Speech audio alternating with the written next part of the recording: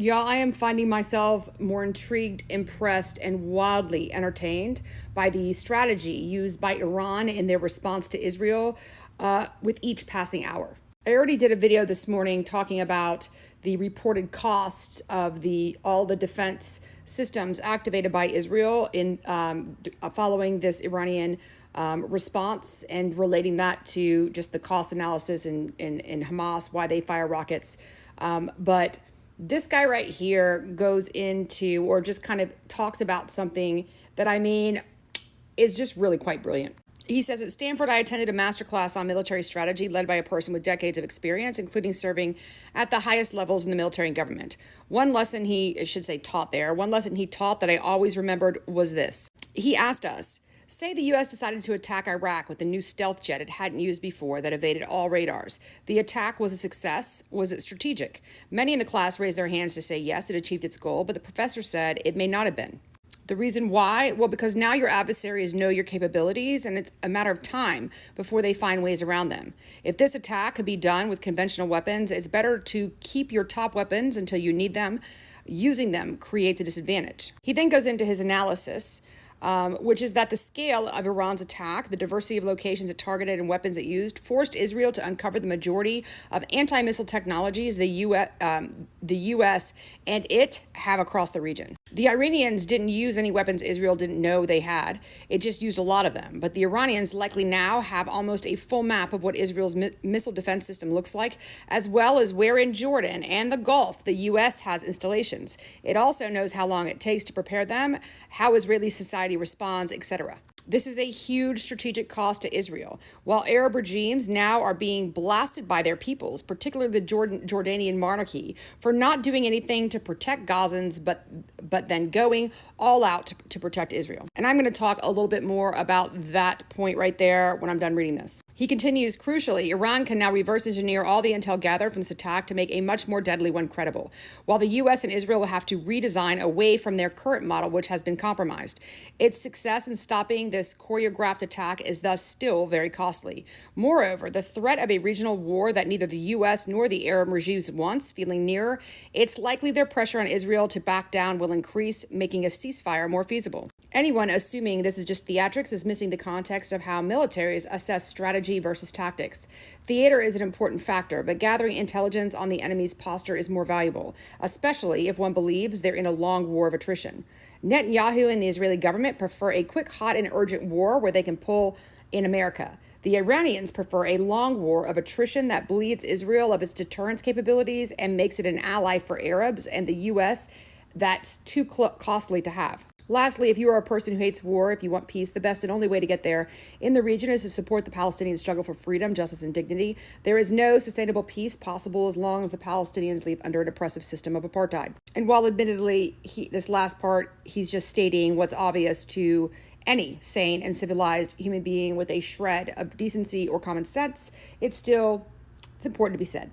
I want to go a little deeper on what he mentioned here about what this attack exposed, which you can see here when it comes to Jordan, right? The Jordanian monarchy, they were so quick to come to the defense of Israel and absolutely expose themselves as being an effectual proxy of the U.S. and Israel. This, while they have simultaneously been claiming to be oh so concerned about the Palestinian civilians inside of Gaza and doing things like, and actually being one of the first to have done military aid drops into Gaza. The Jordanian people are pissed, and it is not going to bode well for the Jordanian monarchy. But even more so than just exposing this, what we also saw almost immediately was this line in the sand. There was a line in the sand, and we found out really quick who stands where based on who decided to open their airspace for U.S. and Israeli military and who refused to do so. So not only did this attack draw a line in the sand, it absolutely definitively showed who stands where, which side of that line all of these surrounding countries stand on. And in case you have not been keeping up with the news, there were far more Arab nations on the side of anti-genocide, anti-apartheid, pro-protecting millions of defenseless innocent civilians, most of whom are women and children, than there were that stood on the side of the hegemony and the Zionist agenda, genocidal, maniacal agendas and aspirations of the U.S. and Israel. Oh, but undoubtedly the most significant, and I'm telling you, just wildly satisfying outcome to all of this is while the U.S. has expressed their ironclad support of Israel in defense of Israel, they have told Netanyahu that U.S. will not participate in any counterstrike against Iran, which absolutely lets it be known loud and clear that when the U.S. says that it is staunch in its support of defense of Israel, it means providing the necessary military equipment that they need to defend themselves. And I'm sorry, but equally entertaining is the strategy or the narrative the U.S. has come up with in a very weak effort to minimize the fallout of the actual profound nature of not only the U.S. telling Netanyahu that the U.S. will not intervene, but making it known to the entire world that the U.S. will not, absolutely not, come to the defense of Israel. The strategy they decided to go with is trying to posture this entire situation as this massively successful interception and show of the Israeli military superiority, framing Israel's successful interception of the Iranian onslaught as a major victory, with the suggestion that further Israeli response was just unnecessary. With Biden jumping on the phone with Ben Netty on Saturday, saying that he should consider Saturday a win because Iran's attacks have been largely unsuccessful and demonstrated Israel's superior military capability, while confirming that the Iranian attack resulted in no significant damage within Israel itself. And as was absolutely expected, John Kirby turning around and parroting as a means of reinforcing the exact same narrative, only in true John Kirby fashion, adding far more hyperbole and drama into his choice of words, stating this was an incredible success, really proving Israel's military superiority and, just as critically, their diplomatic superiority, that they have friends in the region, that they have around the world that are willing to help them. Which, I'm sorry, is just giving a big FU, because they just made it clear all this means is, hey, we're going to be here doing this for you behind our podium, safe behind our podiums. But guess what? When it comes to Iran and all the other countries that we now know are absolutely not on Israel's side, you're on your own, guys. Okay, just to recap, right? This Iranian response not only managed to expose all of the different defense capabilities, not only that Israel possesses, but where some of these stations, U.S.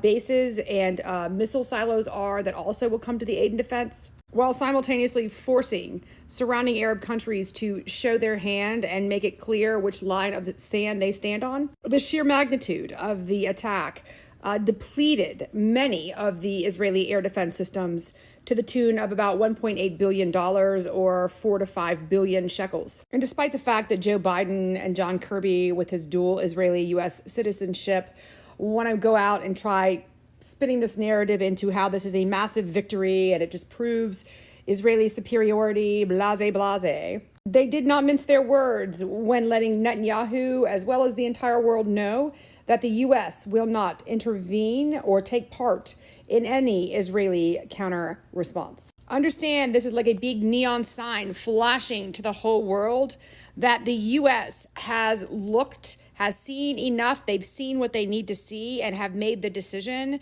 that there is absolutely no outcome where they are going to come out on top or win this if they intervene or continue doing anything outside of sitting back and just supplying Israel with the weapons and munitions they need to defend themselves. They have effectively admitted defeat prior to ever taking any actual military action.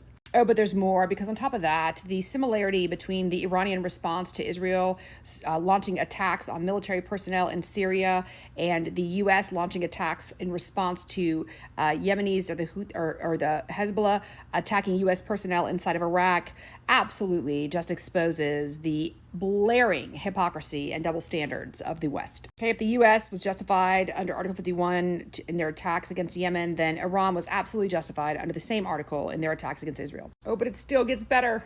Because the psycho, Mr. Gilad Erdan, has actually called a meeting of the United States Security Council to discuss how Iran launching an attack from within their own territory is a violation of the UN and their concerns over them taking pride in it publicly. Okay, Erdan.